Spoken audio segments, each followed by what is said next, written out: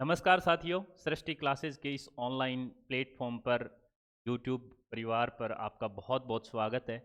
और जैसा कि आपने थंबनेल में देखा होगा कि नीट मुख्य परीक्षा को लेकर जो है कुछ न्यूज़पेपर या कुछ वेबसाइट होती है जो आपका ध्यान खींच ले, ऐसे थंबनेल लगा देती है।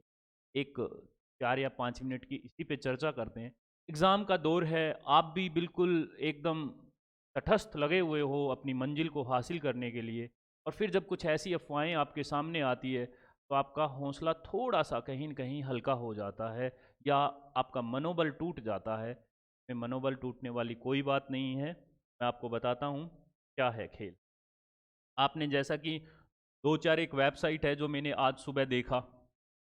इन वेबसाइट पे क्या लिखा गया है कि जब नए विद्यार्थियों को शामिल किया गया है, नए विद्यार्थियों को शामिल कर लिया गया है, तो इन नए विद्यार्थियों की ये डिमांड है साहब, ये डिमांड है कि साहब हमें तैयारी करने के लिए एक मौका चाहिए, थोड़ा सा वक्त और चाहिए।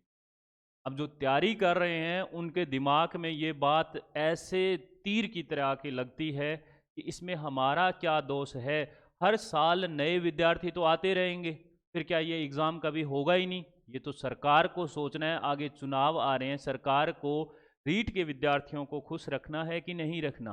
पर आप अपनी तैयारी को बिल्कुल उसी दिशा में करते जाइएगा, क्योंकि आज मैंने एक सुबह वेबसाइट पे ऐसा पढ़ा कि साहब जो नए विद्यार्थी हैं वो ये डिमांड कर रहे हैं कि हमें थोड़ा सा मौका और मिलना चाहिए, हमें थोड़ा समय और मिलना चाहिए।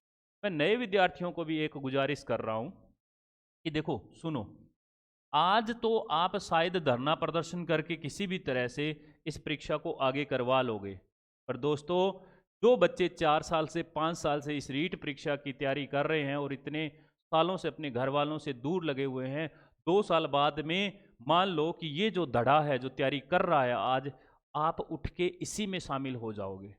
फिर 2 साल बाद में नए आएंगे, उनको भी ऐड कर दिया जाएगा। फिर तो वो भी कहेंगे कि साहब हमें भी वक्त मिले, और आप तब बिल्कुल कहोगे ये बात उस दिन, क्योंकि आप पुराने हो चुके होगे।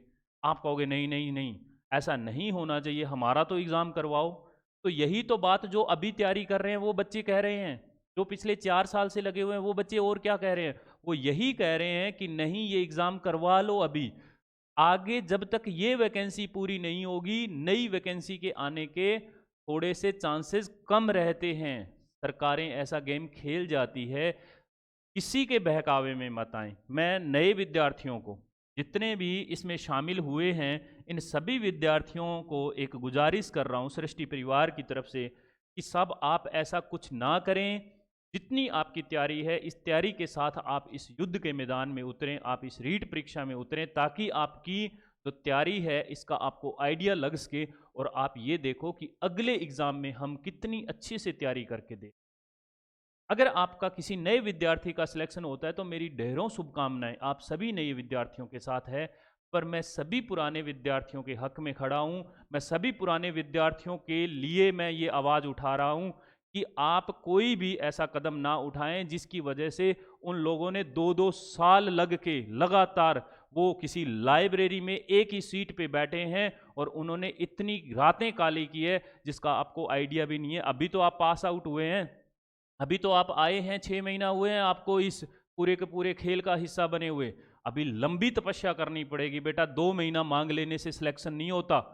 वो बच्चे तो कर जाएंगे, बिल्कुल करेंगे, क्योंकि उन्होंने इतनी लग के जो मेहनत की है, इतना तसल्ली से मेहनत की है, इतना डेडिकेशन के साथ की है, सिलेक्शन तो होने वाले का ही होगा। आपके करने से कुछ नहीं होने वाला है। आप अपनी तैयारी को नई दिशा में और नए 2024 के लिए अपने आप को तैयार करें, ताकि आपको पता चले। आपको हकीकत में तो ये है कि पूरा सिलेबस भी नहीं पता होगा कि कहाँ से क्या क्वेश्चन आ रहा है, और उन लोगों ने किताबें अपनी उंगलियों पर रट रखी है। कुछ लोगों का उम्र का पड़ाव है, कुछ लोगों की घर की परिस्थितियां खराब है, कुछ लोगों के सामाजिक प्रेशर है, किसी की शादी नहीं हो रही, किसी के यहाँ पे कुछ फंक्शन नहीं हो रहे हैं, सिर्फ एक ही कारण, अब रीट का एग्ज़ाम हो जाए।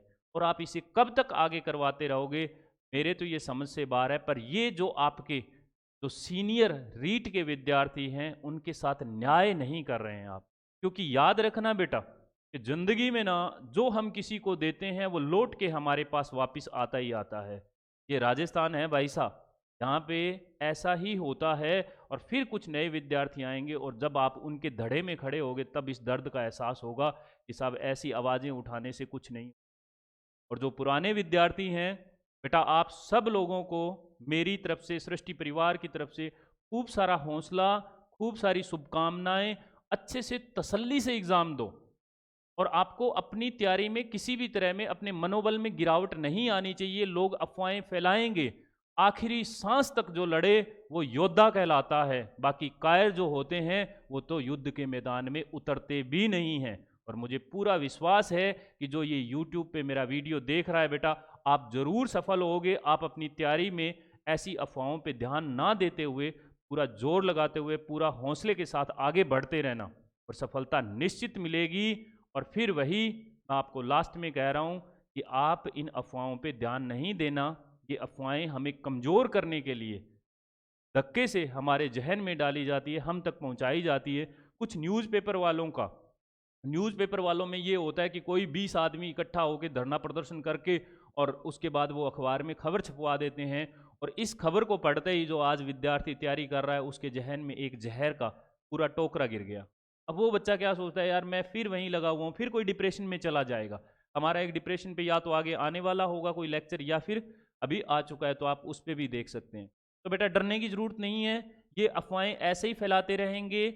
और आपको अपनी तैयारी पे खूब सारा ध्यान देना है। जिसको सिलेक्शन लेना है वो लेकर रहेगा। और जितना इस रीट की तैयारी के लिए आवश्यक तैयारी होनी चाहिए, अगर आपने उतनी तैयारी कर ली है तो आपको रोकने वाला कोई नहीं है।